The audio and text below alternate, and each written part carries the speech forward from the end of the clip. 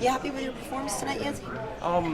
It's unfortunate. I always look for a finish. I try and be entertaining for the crowd and my supporters and fans. But, it's a win and back on the win streak. Keep the wheel rolling. Look for injury-free this one. So looking for the next fight. How do you feel about the split decision? I mean, when it comes to decisions, it's like Vegas. It's a gamble. You don't know how the judges looked at it, and if you don't solidify a finish, then it's kind of like up to the judges. So I mean, that coming by, win or lose, I'm like, oh man, here's the gamble.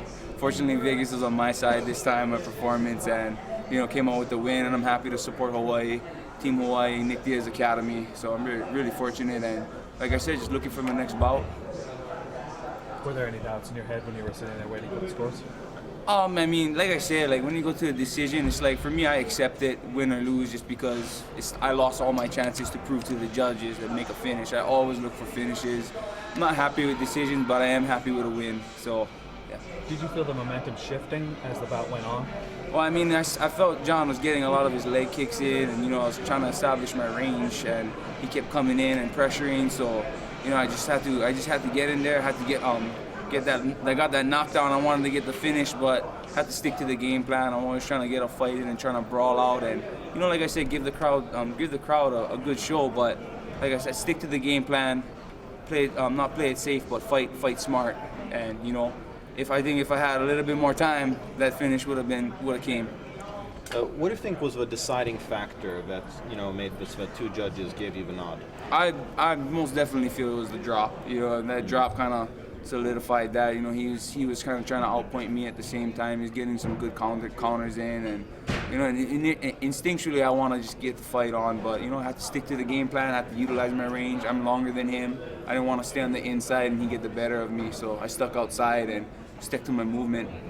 You talk about repping Team Diaz. How much time did you spend with the guys before this fight?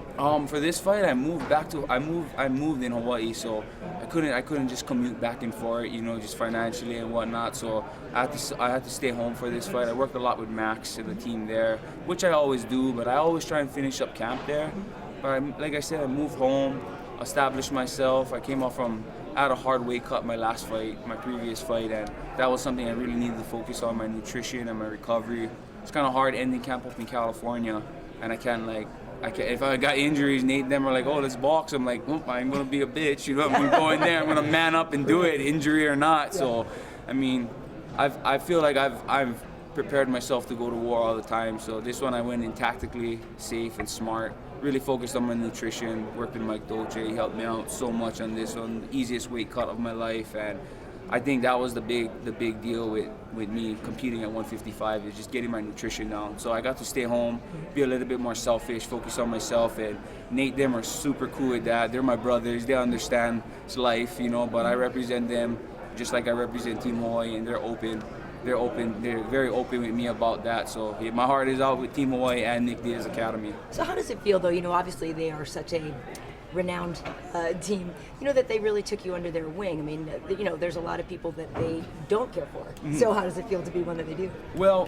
for all you guys know, the Diaz brothers are real. They don't front. They don't, They don't filter. They don't have no filter. They're gonna tell you how it is. And whether me, Nick, Nate, Nate, we have different personalities. I'm a smiler, I'm the hugger, they're the muggers, and but they're all we have different personalities but same characteristics. We're very loyal, we're martial artists, and I think that's what they embraced me with, when they see me. They know that I'll be a soldier with them, and I'll soldier, and I got their back 100%, because they're misjudged and stereotyped. And, you're going to come up and be like, oh, you're a punk. They'll be like, oh, yeah, you're a punk. Come, I'll show you a punk. And they're just real people. And if you're real with them, they'll be real with you. And I've built a great relationship with those guys. And they're my brothers. And I got their back 100%. How's Nick dealing? I haven't talked to him in a while. How's he dealing with, the frustration over the penalties and, not being able to fight? Well, I mean, I feel it'd be the same with anybody that got suspended for 5 years. It's pretty, it's pretty intense. And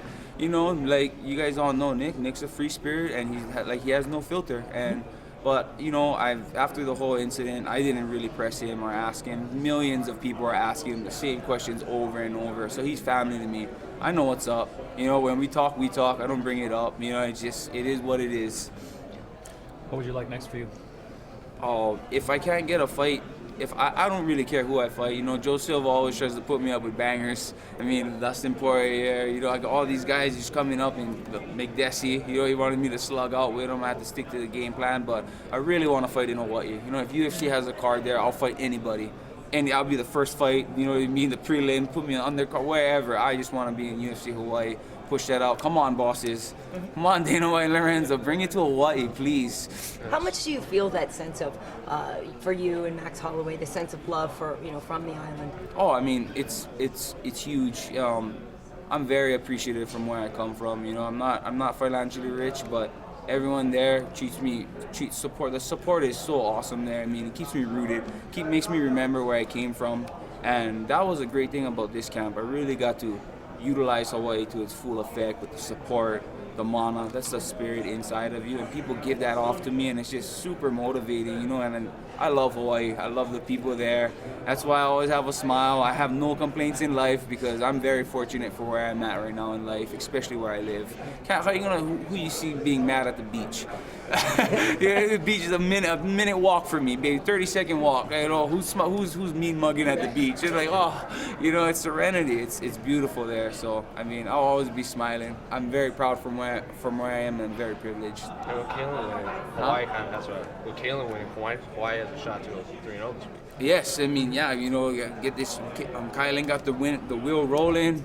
Got my win. Now Max is gonna get his win, and we're gonna represent Hawaii to the fullest. Thank you. Thank you. Hey, let me get one while you're Follow back.